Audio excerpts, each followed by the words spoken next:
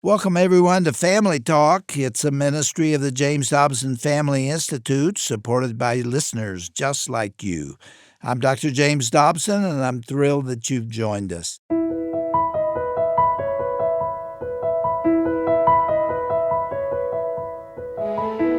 Well, welcome to Family Talk, the broadcast division of the Dr. James Dobson Family Institute. I'm Roger Marsh, and here's a sobering statistic for you.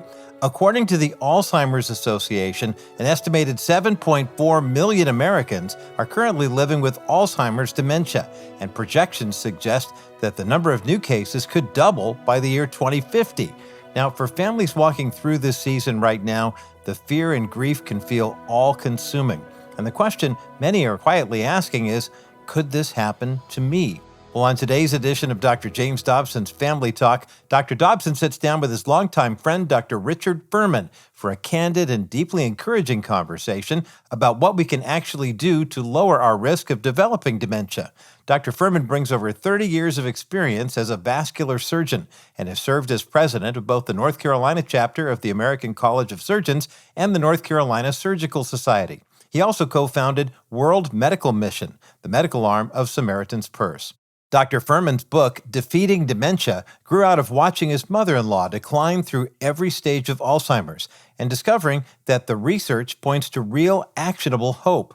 The conversation is coming up for you right now on today's edition of Dr. James Dobson's Family Talk.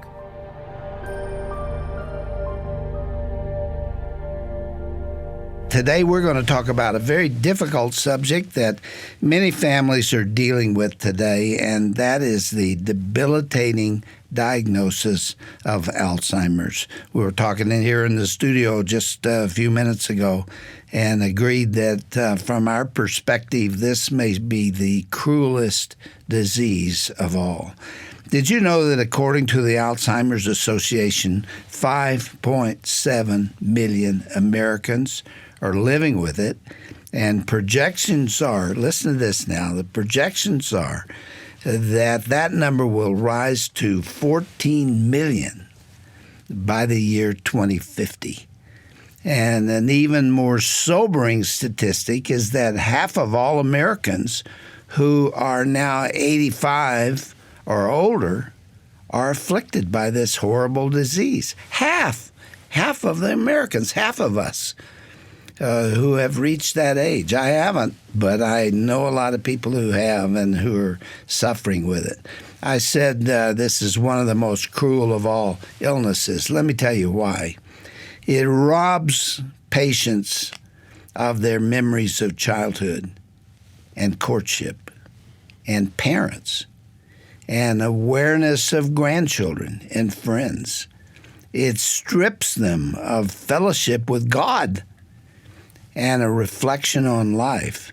Every good thing is taken away, especially the marital relationship, dating, and the fun things, and the humor, and the vacations. Everything you've experienced is gone.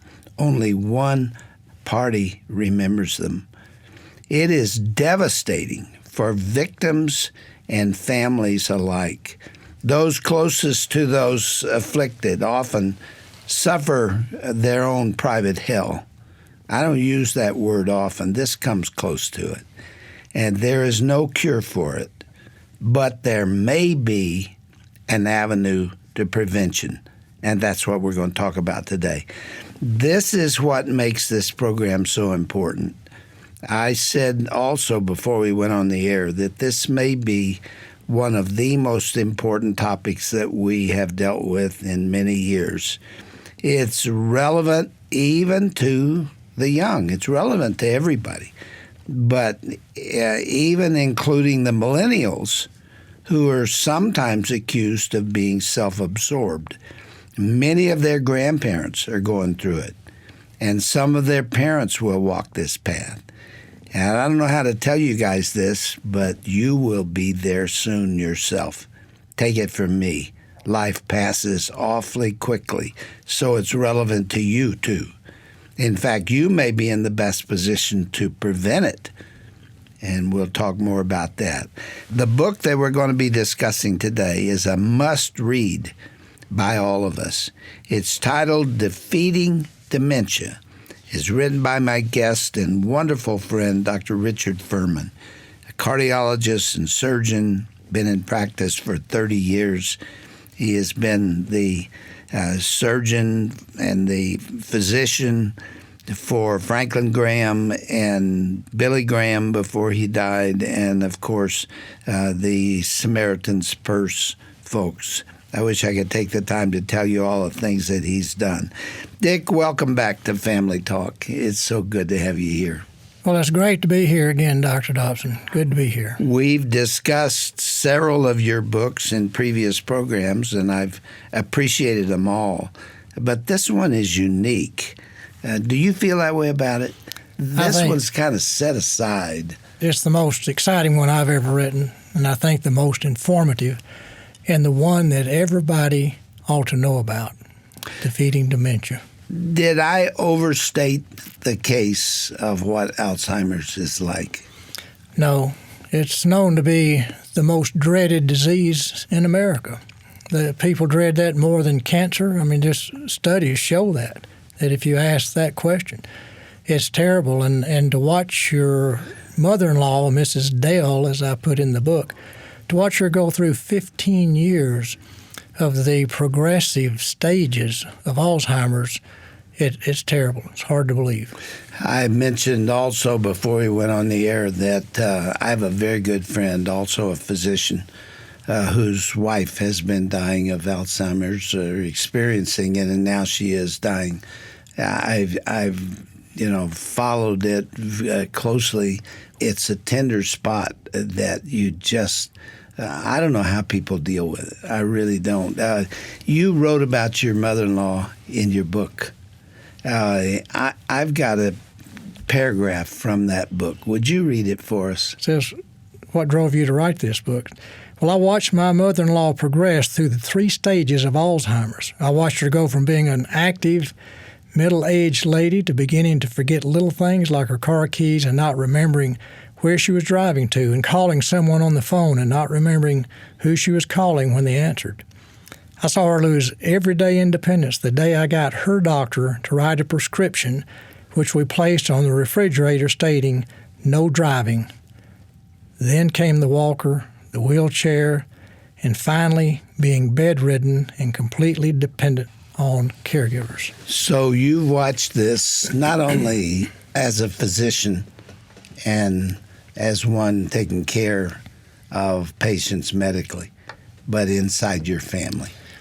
Right, and that's what really got me, is to watch her go through these different stages of Alzheimer's. And I'm a physician.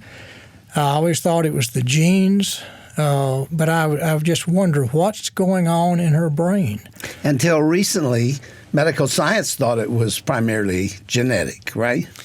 Right. The genes we thought was a big part of it. But to tell you the truth, and I started reading and studying the medical literature to see what part really does genes have to play with it. And it was remarkable for me as a doctor to realize it's not nearly as significant as I thought. Only 5% of Alzheimer's is due to the Alzheimer's gene that guarantees you're going to have Alzheimer's if you have that gene. But there's another gene, APOE4, which 10 to 20% of Americans have, which makes you more prone to have Alzheimer's. But it doesn't mean you're going to have Alzheimer's, nor does it mean you're not going to have Alzheimer's unless you do something about it.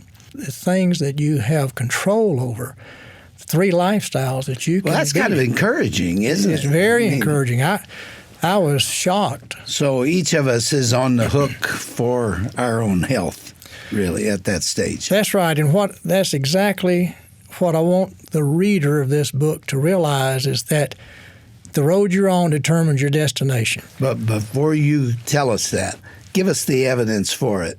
The Journal of the American Medical Association is one of the most prestigious journals in medicine. Right. Around the world, really. I published an article in it. It was one of my crowning achievements when I was at Children's Hospital. They did a study of 1,800 patients over a period of 14 years. And what did they? I mean, this is hard research. It followed these people for 14 years, and they found that the ones who ate properly versus the ones who ate the bad food, and I wasn't real sure exactly what the bad food was or the good food was, the ones who ate the bad diet were 40% more likely to develop Alzheimer's. Well, that was shocking. That's pretty dramatic. What was even more dramatic was they had this group of people, and there was a group of them that exercised, and there was a group that didn't exercise. They saw the ones that didn't exercise versus the ones that exercised. The ones that exercised had a 48% less likelihood of developing Alzheimer's. Then there was another group that did both. They ate properly and exercised properly, and they had a 67% less likelihood. I hope everybody got that, because you threw statistics to people who, some of them are driving cars on their way to work and thinking about many things. Go back and think about that. If I walked up to you and you are aware of Alzheimer's or other dementia causes, and I said to you, without a great deal of effort, you can lower your risk 67% just by doing these three things. Yeah. Man alive, I think I could sell that. That only covered the food and the exercise. And I got to thinking about, what about the third lifestyle, the weight? And this was what was shocking. If you are overweight, you've doubled your odds of getting Alzheimer's. If you're obese, you've tripled your chances of getting Alzheimer's. So I'm thinking, hey, this is something that everybody ought to know. Those three different lifestyles can change your future. Give them to us again. All right, the food that you eat was the 40%. The exercise was the 48%. The combination was the 67%. But the weight, and this is important, the weight, if you're overweight, you're twice as likely. It doubles your odds of developing Alzheimer's. If you're obese, it triples your odds. And there's a lot to being with overweight that goes with the health of your arteries. And the more you read about these three lifestyles, they all zero in on the health of your arteries. And we can get into that a little later. But in fact, that's what your book is really about.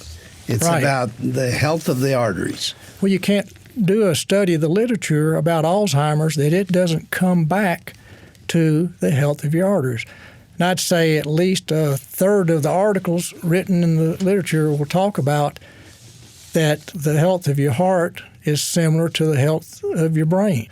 So that's the bottom line of it all. There are things we can be doing that protects the blood flow. You got to have the nutrients going into the brain, the oxygen and the nutrients, but it also has to clear out the bad part, the debris of the brain. It's got to carry that off. That blood flow is the one most significant part of defeating Alzheimer's. We're going to talk about each of those three because it's really important to understand what's going on. The title of this book is really magnificent, Defeating Dementia. Can you really make that statement?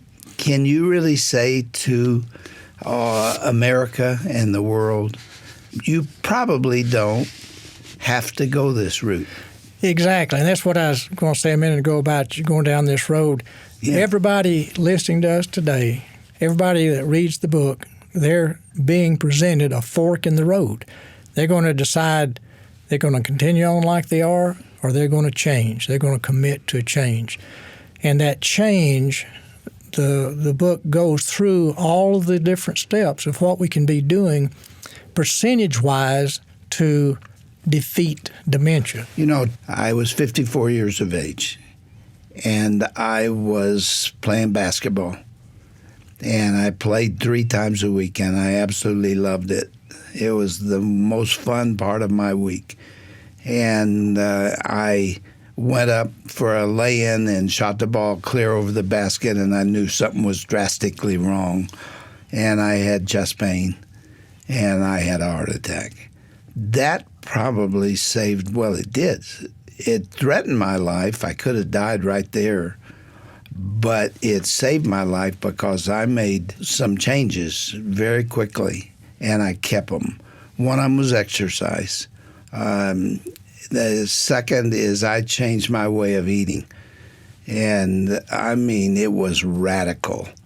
You spend 10 days in a cardiac care unit not knowing if you're going to live. It gets your attention. Right. And I lay there and I said, Lord, if you give me another chance, I won't mess it up. And a lot of people change their diets for a little bit, for a short time. It's so hard. The whole culture takes you in the other direction. Your family, all of the events. I just had a birthday, and there was stuff presented to me there that I haven't eaten in a while. But then the third one was the hardest for me, and that's weight. It just, you would think exercising that amount would keep the weight off. But you still have got to exercise a lot of discipline, don't you? It's all intertwined, all the three. And didn't your father have a heart attack? Listen, my dad had 4 brothers. All 5 of them died of coronary artery disease. Okay. And my grandmother had a stroke. My grandfather had a heart attack. 7 of them, and on the paternal side, died of heart attacks or strokes. And here I am, healthy seemingly. The first time you ever told me that, Dr. Dobson, it just ran through my mind, and I think I told you then, your exercise, and we'll get into cholesterol later, but your exercise increased your hero HDL cholesterol, which cleans out those arteries. That exercising that every day for those 5 years, that has saved your life. That's why you're sitting here today, or you wouldn't be here. But you made that commitment to exercise, and there's so much to exercise that's so significant, not only with your heart, but with Alzheimer's. And if you think about it, I had no idea that I was affecting my brain. Anytime you affect your heart, you're affecting your brain with more blood flow to your brain. But exercise, you think about it, it increases that HDL. Just flashing light there, that exercise increases your good HDL, which cleans out your arteries. There's no medicine, there's not a pill you can take to increase your HDL. Exercise is the main thing. Also, exercise increases the strength of your heart. It's like lifting weights to get your biceps thicker. That someone exercises, their heart's much thicker, that it's stronger. So it's more efficient. So what you did is not only did you clean out your arteries, but you increased the strength of your heart. There's no medicine that will increase the strength of your heart. And I get that across to people who don't exercise. There was a study where they studied people who exercise the most and the least.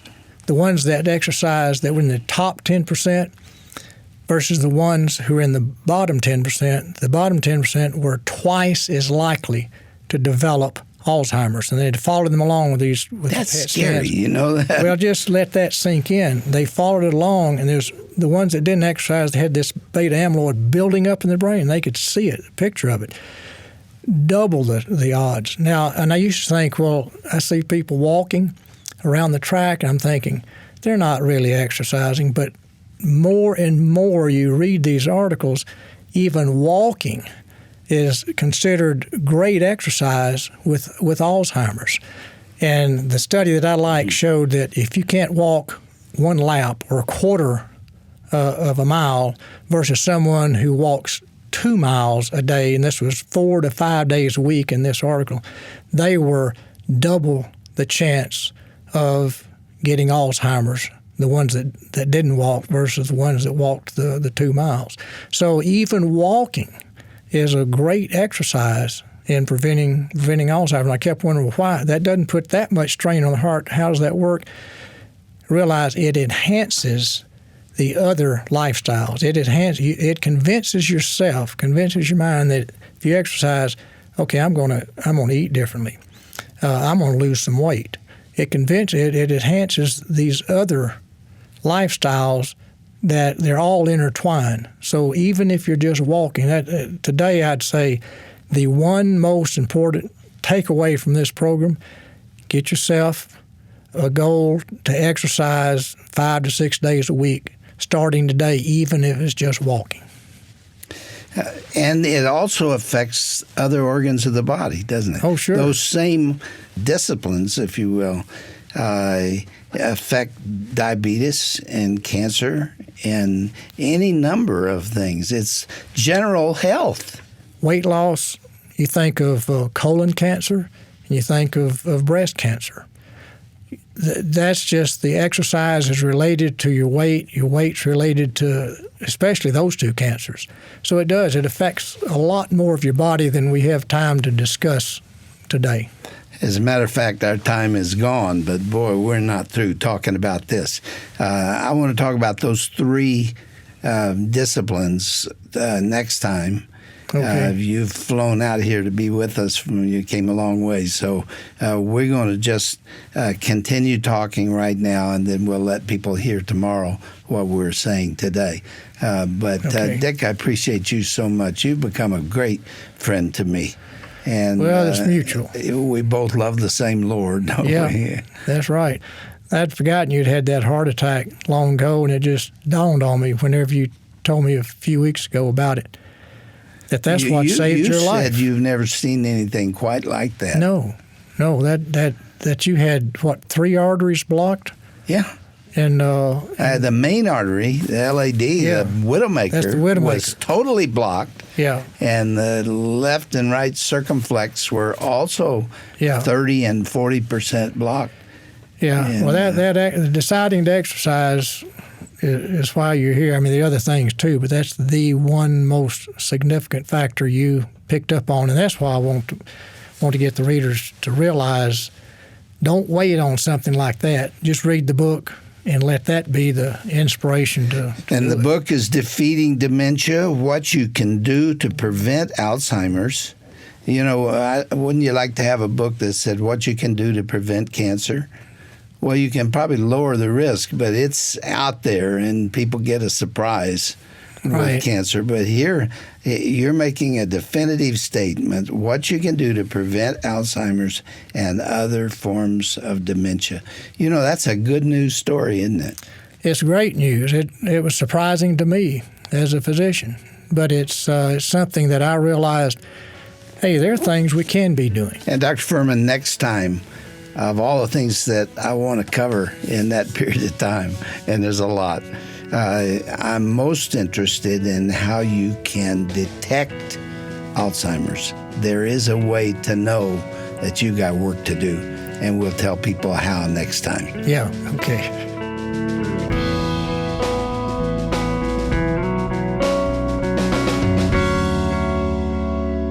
The road you're on determines your destination. And on today's edition of Family Talk, Dr. Richard Furman showed us that when it comes to Alzheimer's, that road is more within our control than most of us even realize. You're listening to Dr. James Dobson's Family Talk, featuring part 1 of Dr. Dobson's conversation with Dr. Richard Furman. They've been discussing his book, Defeating Dementia. And if you'd like to hear this program again, or share it with a friend, or learn more about this powerful resource, visit jdfi.net. You know, Dr. Dobson served for 17 years on the attending staff of Children's Hospital of Los Angeles, and for 14 years as an associate clinical professor of pediatrics at USC, before dedicating his life fully to ministry.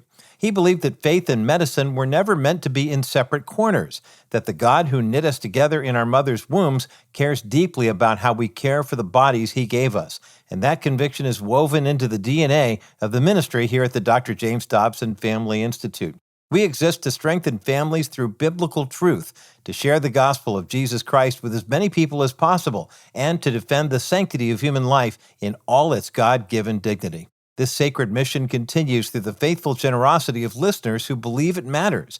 And if today's program encouraged you, equipped you, or simply gave you hope for someone you love, we invite you to stand with us. You can call a member of our constituent care team at 877-732-6825. That's 877-732-6825. If you prefer, you can also send a donation through the U.S. Postal Service. Our ministry mailing address is Dr. James Dobson's Family Talk, P.O. Box 39,000, Colorado Springs, Colorado, the zip code 80949. Once again, that's P.O. Box 39000, Colorado Springs, Colorado, 80949. Or to give a gift securely online, go to jdfi.net. Well, I'm Roger Marsh, and on behalf of all of us here at Family Talk and the Dr. James Dobson Family Institute, thanks so much for listening today. Be sure to join us again next time right here when Dr. Richard Furman returns with specific practical steps you can take right now to lower your risk of dementia. That's coming up on the next edition of Dr. James Dobson's Family Talk, the voice you trust for the family you love.